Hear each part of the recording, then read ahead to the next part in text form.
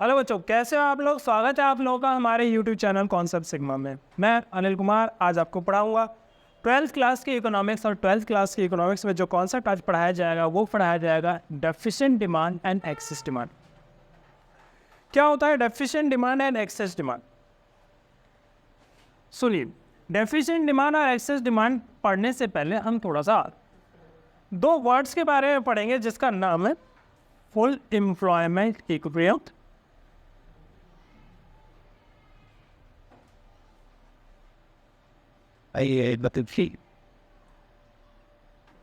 और दूसरा है under employment equilibrium.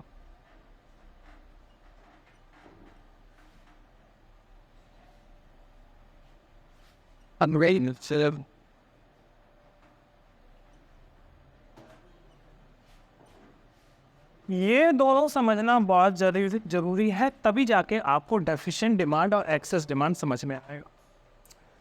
Full employment equilibrium और अंडर एम्प्लॉयमेंट इक्विलिब्रियम का मतलब,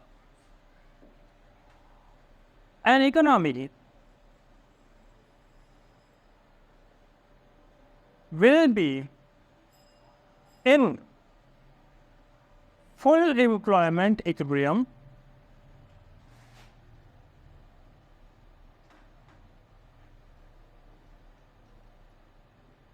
when all the resources of production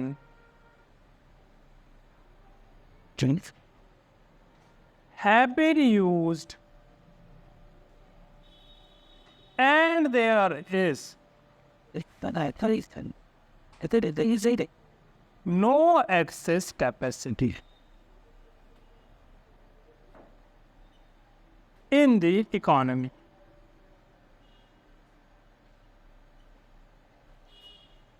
under employment equilibrium का मतलब, an equilibrium an economy will be in underemployment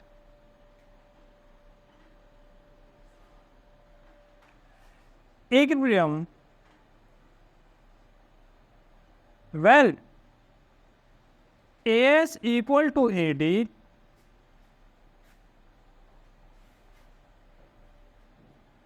and all the resources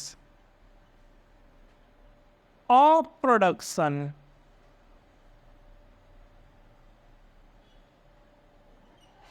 have not been used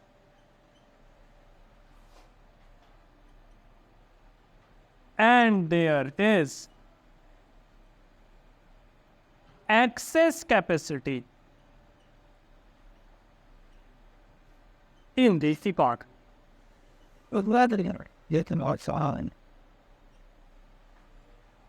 सुनिए, एक अर्थव्यवस्था कब संतुलन की स्थिति में होती है? तो एक अर्थव्यवस्था तब संतुलन की स्थिति में होगी जब AS बराबर क्या हो, AD, यानी an equilibrium will be called, economy will be called in equilibrium when AS is equal to AD। जब AS AD के बराबर हो जाएगा तो अर्थव्यवस्था संतुलन की स्थिति में। अब अर्थव्यवस्था आज भी संतुलन की स्थिति में आ सकती है और अर्थव्यवस्था 1935 में भी संतुलन की स्थिति में आ सकती थी। आज की डिमांड और 1935 की डिमांड में फर्क है। भारत में यदि बात करें तो आज अर्थव्यवस्था संतुलित हो जाएगी यदि आज की डिमांड और आज की सप्लाई बराबर हो जाए। 1935 की डिमांड और 1935 में सप्लाई यदि बराबर हो जाती तो उस टाइम भी अर्थव्यवस्था संतुलन की स्थिति में होती, पर आज की डिमांड में और 1935 की डिमांड में दोनों में फर्क है। आज संसाधनों का जितना ज्यादा प्रयोग किया जा रहा है 1935 में संसाधनों का उतना ज्यादा प्रयोग नहीं किया जा रहा।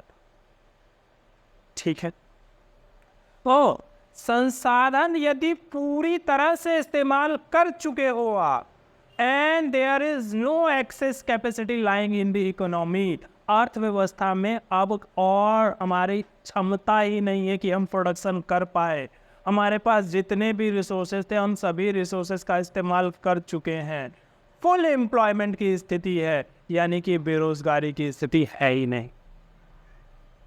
ठीक है, ऐसी स्थिति में यदि एएस बराबर हो जाए एडी के तो उसे कहेंगे फुल एम्प्लॉयमेंट इक्विलिब्रियम।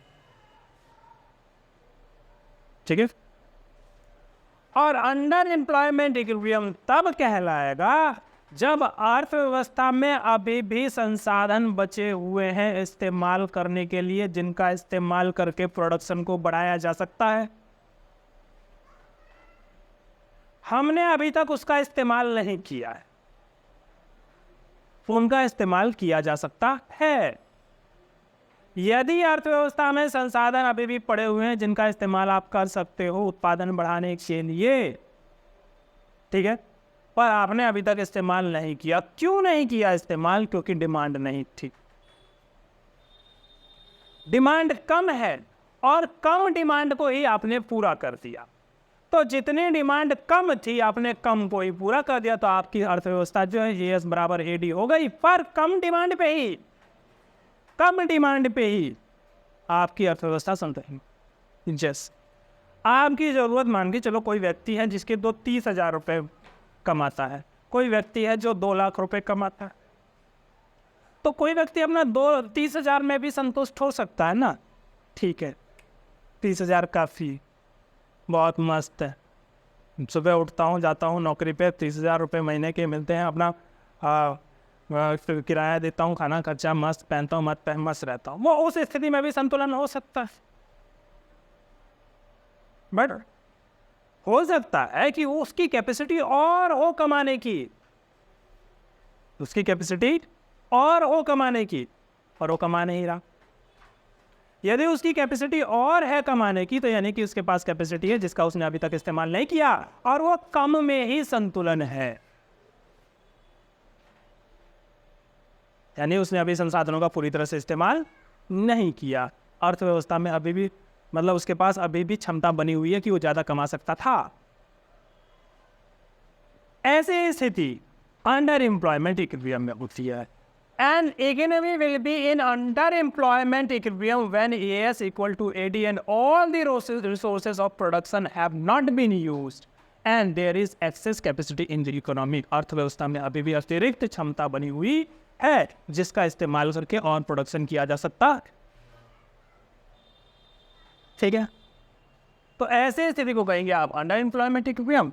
और यदि संसाधनों का पूरी तरह से इस्तेमाल हो चुका है, यानी resources and be fully utilised, then AS equal to AD, तो ऐसी स्थिति को कहेंगे आप फुल एम्प्लॉयमेंट इक्विलिब्रियम। अब अर्थव्यवस्था जब AD AS बराबर हो जाए उस स्थिति को आप कहते हो इक्विलिब्रियम पॉइंट, और ये वाला हिस्सा कहलाता है आपका इक्विलिब्रियम आउटपुट।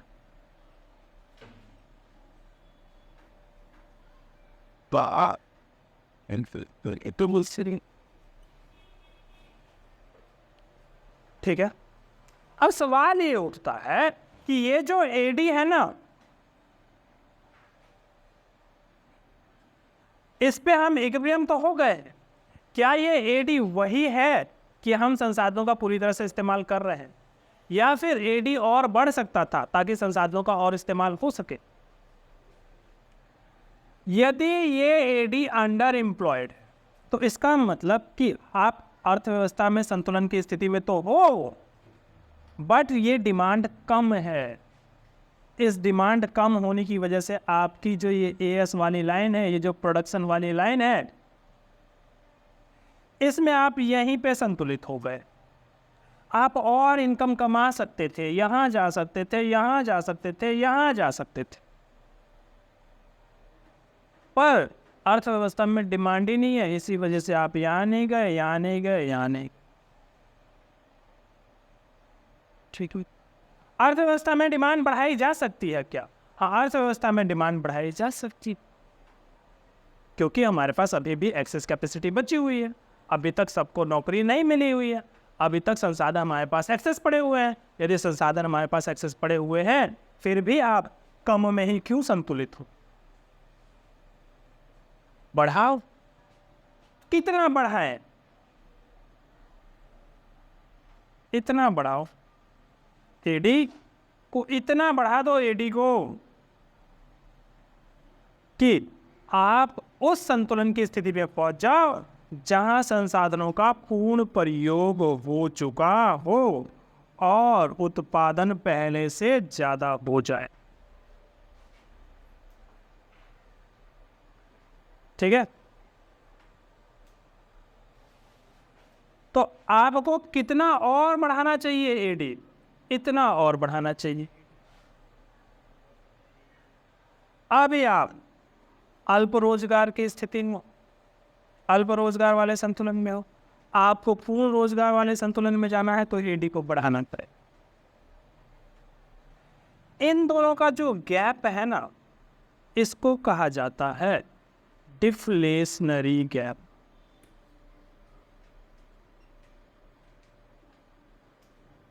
यानी इसे कहा जाएगा न्यून मांग, हिंदी में कहा जाएगा अस्फीतिक अंतराल, या फिर डेफिशिएंट डिमांड, न्यून मांग। हमारा डिमांड कम है, डिमांड होना चाहिए ज़्यादा। डिमांड कितना ज़्यादा होना चाहिए? इतना ज़्यादा होना चाहिए और बढ़ाना चाहिए, ताकि हम रिसोर्सेज का पूरी तरह से इस्तेमाल करें। अब ये जो मैंने बताया अस्फीतिक अंतराल, इसका डेफिनेशन क्या होना चाहिए? डिफ्लेशनरी या फिर न्यून मांग, इंग्लिश में कहा जाए तो deficient demand,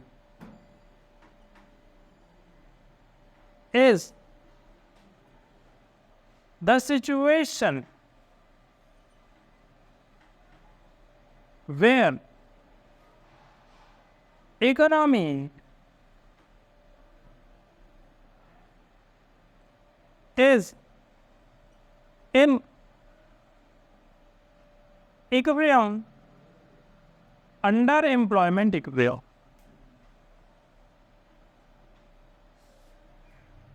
No, see, trying to do.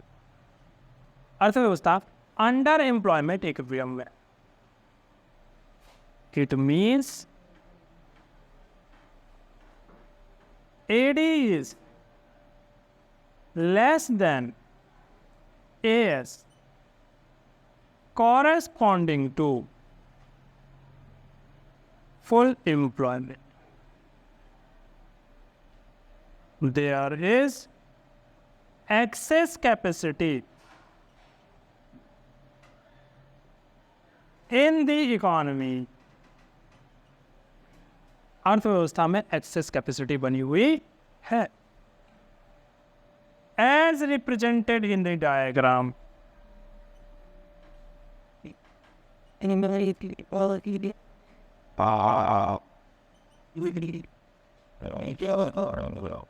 X-axis represents output and Y-axis represents AS oblique feet. ADU is aggregate demand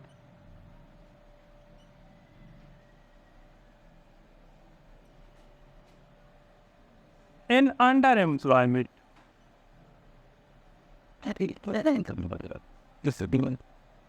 ADF is aggregate demand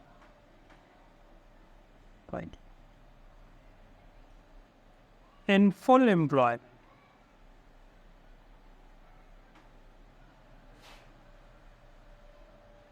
E point, A is equilibrium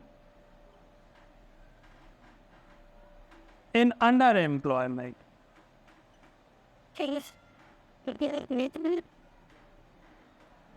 E dash is equilibrium in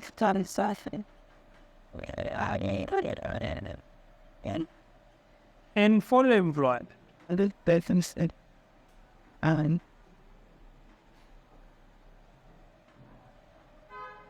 E of C dash F is deficient demand or deflationary gap. Please. Yeah. Yes, sir. All the problems favorite to the last one thing on this. Solid. तो मैंने आपको बताया कि deficient demand तब होगा जब as बराबर AD नहीं है, यानी कि एएस जो है वो ज़्यादा है, एडी कम है, कॉरेस्पॉन्डिंग टू फुल एम्प्लॉयमेंट। मतलब ऐसी स्थिति जिसमें फुल एम्प्लॉयमेंट के अनुसार एएस मेरा इतना हो सकता था पर एडी उतनी है ही नहीं, तो हम एएस भी अपने आप को नीचे कर लेता है और एएस अपने आप को यहीं पे संतुलित कर लेता है, जबकि एएस यहाँ पे बढ़ सकता था फुल एम्प्लॉयमेंट की स्थिति में। तो अंडर एम्प्लॉयमेंट की स्थिति में आपका एडी कम है, एएस ज़्यादा है। यदि सबको नौकरी चाहिए तो इतनी एडी होनी चाहिए और सबको नौकरी नहीं मिल रही है, इसका मतलब एग्रीगेट डिमांड कम। एग्रीगेट डिमांड जितना होना चाहिए फुल एम्प्लॉयमेंट के लिए और एग्रीगेट डिमांड जितना एक्चुअल में है, इन दोनों के बीच के गैप को आप क्या कहेंगे? डिफ्लेशनरी गैप या डेफिशिएंट डिमांड। इतना डिमांड कम है हमारे पास, इस डिमांड को किसी प्रकार से बढ़ा लिया जाए। कैसे बढ़ा लेंगे? क्यों बढ़ा रहे हो? क्योंकि हमारे पास अभी भी क्षमता बनी हुई है कि हम डिमांड पूरी कर सके, हम प्रोडक्शन कर सकते हैं, पर डिमांड ना होने की वजह से प्रोडक्शन नहीं कर पा रहे। तो ये एक्सेस कैपेसिटी का सारा। यदि आपके पास एक्सेस कैपेसिटी है और डिमांड कम है तो आप डेफिशिएंट डिमांड की स्थिति में हो। यदि आपके पास एक्सेस कैपेसिटी नहीं है और डिमांड ज़्यादा है तो आप एक्सेस डिमांड की स्थिति में। यानी पूरी कहानी फुल एम्प्लॉयमेंट के लेवल से है। फुल एम्प्लॉयमेंट के लेवल वाली डिमांड से कम है आपकी डिमांड, तो फिर आपका डिमांड डेफिशिएंट डिमांड है। फुल एम्प्लॉयमेंट के लेवल वाली डिमांड से ज़्यादा है आपका डिमांड, तो इसका मतलब ये कि आप एक्सेस डिमांड वाली स्थिति में। ठीक है, तो फुल एम्प्लॉयमेंट वाले मतलब संसाधनों का पूर्ण प्रयोग वाले डिमांड से ज़्यादा एक्सेस डिमांड, संसाधनों के पूर्ण प्रयोग से कम डेफिशिएंट डिमांड।